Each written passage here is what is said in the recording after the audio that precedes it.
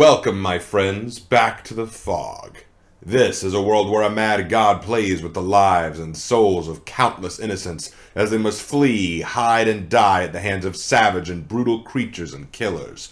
All of this at the whim of the entity. This world is his to command and to shape, but he's not the only reality-warping horror in this world. Though the nightmare might be here at the whim and behest of the entity, even the entity dare not intrude too deeply on the realm of dreams that is Freddy Krueger's domain. In life, Freddy Krueger appeared, by all his accounts, to be a normal and friendly gardener at Springwood Preschool. He seemed kind to everyone, cared for his job and the children, and came off as an approachable and compassionate person. But behind that smile was a menacing monster. Freddy took delight in taking children off to be alone, where he sexually abused them, his favorite being Nancy Holbrook. When the parents of the children finally found out, they chased Freddy into a boiler room in an industrial park, where they set it on fire with Molotov cocktails to kill him. It all should have ended there, but the hatred of Freddy Krueger manifested into a dream demon, a spirit of hate and wrath. Freddy now takes his revenge upon the teenage children that he used to sexually abuse, stalking them in their dreams and killing them there.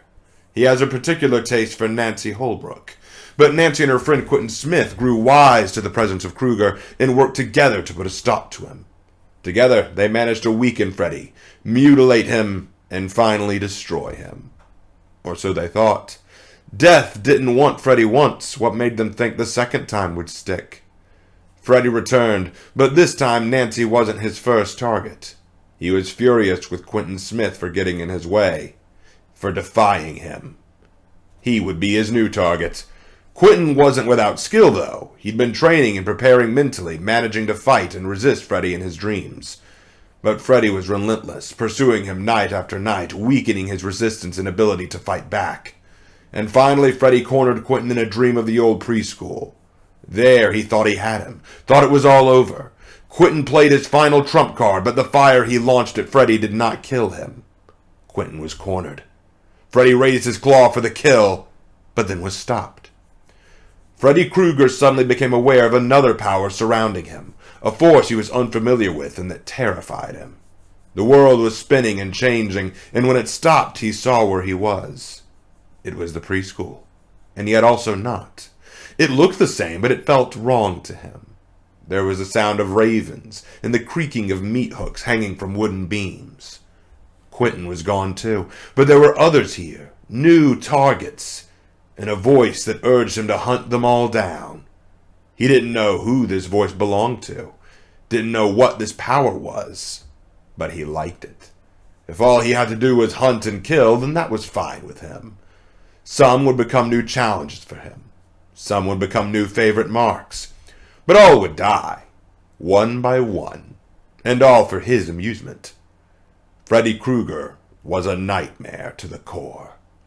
Alright, full disclosure, to be perfectly honest, of all the many horror icons out there, Freddy Krueger was never really my favorite. Look, I know he has a lot of staying power, and he definitely sticks out as one of the most enjoyable out there, but a large amount of that has to do with his sequel movies, where he's a smart-mouthing, insulting, loony figure who finds very creative ways of killing his targets in their dreams. And again, the roach kill strikes me in my, it's so gross. I remember that one more clearly than most.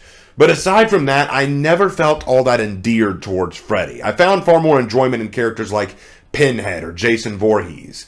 The idea of a truly wicked and evil man coming back as a dream demon is a very creative idea, and I certainly think the idea of killing someone in their dreams is certainly a unique one. I do think there's potential in Freddy's character, but I think the comedy of his character sometimes overshadows the terror. I think I spent more time quoting and laughing at Freddy than I did actually being afraid of him. Now, as a character in Dead by Daylight, I don't dislike him, and his lore is fair enough, though, I'll be honest, I'll say I feel that Quentin's lore is a little stronger. You see, with Quentin, I felt like they expanded on his lore well enough, providing some progression to his character in this world, building on a not very well-known kind of sidelined character and making him something more, whereas with Freddy, he's just a one-note nut. He's just a dream demon who's chasing down his favorite mark. It's not bad, but it's just not great lore either. But let's not talk about the lore. Let's go ahead and talk about the power. The Nightmare's power is Dream Demon. All right. Follow me on this, it's a little complicated. Survivors begin the trial in the awake status effect. In this state, survivors cannot see Freddy when he's further than 32 meters away. But when he gets within 32 meters, he can be seen flashing in and out of reality, and you will hear his terror radius. After closing within 16 meters, only then can he be seen. His terror radius is audible regardless of how far away he is within that 32 meter radius. If the nightmare hits an awake survivor, or if 60 seconds have passed since the trial started, the survivor will enter the dream world state. In this world, the survivor suffers the oblivious status effect and will only hear the non-directional lullaby of the nightmare. Also, while in the dream world, survivors can see and be affected by dream traps that the nightmare sets. Now, what are dream traps? The nightmare is capable of setting up what are called dream snares on the ground, which can hinder and slow survivors who cross it. Or, and this is my personal favorite, he can plant dream pallets at available locations, which will be destroyed immediately if dropped and not stun the nightmare. On top of this, through dream projection, the nightmare can teleport to any generator on the map. The generator will spew blood when the nightmare is teleporting to it, alerting survivors that he's coming. And for every survivor in the dream world, the cooldown for dream projection is reduced by 15%. So, obviously, what we want to do here as Freddy is get as many survivors into the dream world as we can, because once in the dream world, you can teleport faster to generators, and you can have survivors fall for your traps and snares. And as for the survivors, it's in their best interest to escape the dream world. Now, there are various ways that survivors can do this. They can be woken up by failing skill checks, although this comes with the cost of possibly alerting the nightmare to your location. Survivors can also perform a wake-up action on other sleeping survivors. However, each successive wake-up action takes twice as long to perform as the last one, so each time you have to keep doing it, it's going to take longer to get it done. Or, survivors can wake themselves up by using alarm clocks hidden throughout the trial. Using the alarm clock will grant the survivor 30 seconds of immunity from sleeping, even if hit by the nightmare. Now, the nightmare's power allows him to pressure survivors and control the map well, which is why I like it, forcing survivors to waste time struggling to wake up while also fast traveling to generators to keep them from being completed. Although, I will admit, I'm not great with the nightmare, and a large part of that is because, unless he's in the dream world and he's already set some dream snares and traps, he's not very strong in the chase. He really does rely on his dream snares and pallets, and I personally prefer the pallets. Okay, so dream snares are fine, and they can slow down a survivor, but I find if a survivor's looping, the snare doesn't do anything more than just make them have to drop the pallet on me a little sooner. But with a pallet, there is nothing more satisfying than chasing a particularly difficult survivor who decides to try and pallet stun you. You've been there before if you play killer, running in circle with a survivor for a while until they get to the pallet and then stop, and then as soon as you get close, they just drop the pallet on you and run. I love letting them do that. I love letting them play that game just so that as soon as they drop it, it breaks on my head and nothing happens, and then I just strike them down. That is the ultimate. I love it. It is such a good, nasty surprise for them. Now, some survivors will be smart, though, and they'll realize what you're doing. They'll say, wait a second, this Freddy just keeps chasing me. He's not hesitating at all. This must be a dream pallet. And then they'll eventually break off that run. But when they fall for it, oh, it's glorious.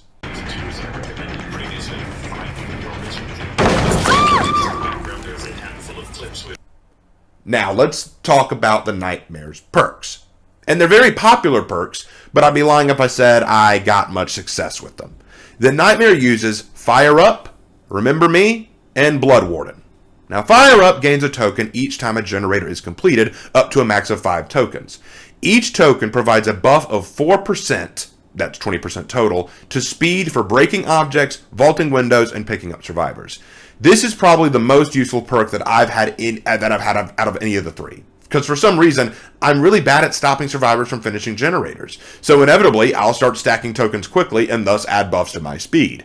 It's kind of nice for me because, like I said, for some reason, survivors will always be very quick in completing generators, which helps me get those buffs, which is awesome. Now, with Remember Me, you become obsessed with one survivor. Each time your obsession loses a health state, you gain a token to this perk. Each token increases the opening time of the exit gates by 4 seconds, for a maximum of 16 seconds. The obsession themselves are not affected by this. Now, I do like this perk as it can hinder your target's ability to flee, but well-coordinated survivors will often manage to lure off killers or find ways around me when we get to the exit gate portion of the match. See, the idea behind this perk is you want to build up those tokens by hitting the obsession so that once the exit gates, it's time to power them up, you can slow them down and make it harder for them to get it open. However, what often happens is I'll be led into a chase or something and be chased away from the exit gates, or they'll just go to the other one that I'm not near. It can become a mess, so I don't get a lot of success out of this one. But that's not the one that everyone talks about. When it comes to the Nightmares perks, the one that's super popular and the one that everyone talks about is Blood Warden. With Blood Warden, when the exit gates are activated, the auras of all survivors standing in the exit gate area is revealed to you once per trial, and hooking a survivor while Blood Warden is active will call upon the entity to block the exits for up to 60 seconds. This perk can effectively stop survivors from escaping too hastily, and it used to be the greatest way to style on butt-dancing survivors who like to gloat about their win. If you play Killer, you know exactly what I'm talking about. Basically, all the exit gates are open, you walk to the exit gate location, and the survivors haven't escaped, they're just sitting there butt dancing, you're like, ha ha ha ha, we beat you. And then they expect you to try to chase them, and then they'll send you a message later saying you're trash. This perk used to be the ultimate counter to that, because as soon as they try to make a run for it, suddenly they're blocked, and it's like, ha ha ha! But the problem is, that used to be the case. Nowadays, survivors have grown wise to this and have found really great ways to counter Blood Warden. Namely, by not opening the exit gates until all survivors are ready to make their getaway. Many survivors who know that a teammate is in trouble or being carried will deliberately wait to open the gate fully so that Blood Warden won't activate and penalize them. So what they'll do is they'll run over, start to open the exit gate, and then right when it's just one more second away from being opened, they'll stop, make sure all survivors are rescued or off the hook, and then open the exit gates. That way Blood Warden won't activate. Because of this, Blood Warden becomes that much harder to use, and I'll be honest with you, full disclosure, I've never been able to fully take advantage of it. It's not that I don't like Blood Warden, I've just never been able to use it properly, because survivors are really smart about how to counter it. Now, what do I think about the Nightmare as a killer in addition to Dead by Daylight? I think it's really creative. I think there's a lot of really cool stuff here. I feel like the way that the Nightmare is implemented is creative, and his powers are really good. It's kind of the opposite of Quentin Smith, actually. With Quentin Smith, I don't really care for a lot of his perks. Most of them are kind of crappy, but he's got really good lore. They did a good job expanding on his existing lore. With Freddy Krueger, with the Nightmare, I feel like his lore is just kind of one note and not all that impressive, but his perks and powers are actually really cool. I just don't get a lot of success out of them, and that's because, as is the case with a lot of the games that I play, be it Rainbow Six, For Honor, or Dead by Daylight, I'm not the best player. So there's some really hardcore, awesome players out there who just know every way to use these perks effectively, and I'm just not one of them.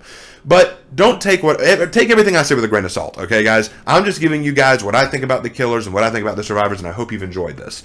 And you know what, guys? If there's one thing that we can all say is true about Freddy Krueger, he's a very enjoyable character, be it in the movies or in Dead by Daylight. And I hope you guys enjoyed this video, and I will see you next time in the fog.